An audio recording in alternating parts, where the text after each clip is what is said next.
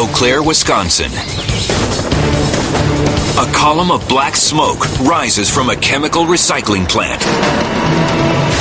As firefighters arrive, 10 workers battle the blaze from inside.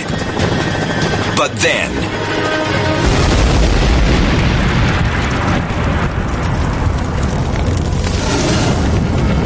flames hit the boiler, causing a massive explosion.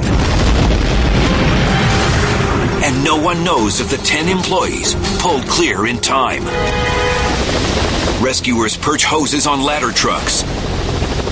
Water beats back the flames at 300 psi. But tendrils of fire still chew at vats of flammable chemicals. Homes and businesses within a 3/4-mile radius are evacuated.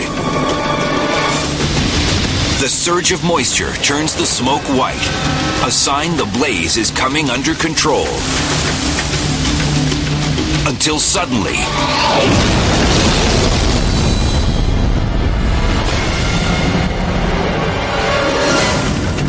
a chemical waste canister blows apart,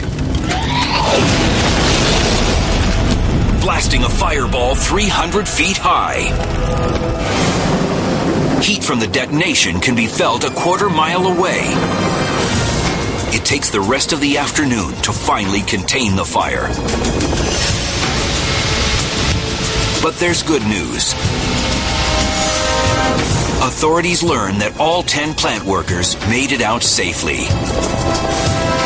Much of the sprawling factory has been reduced to charred scrap metal. But thankfully, nothing was lost that can't be replaced.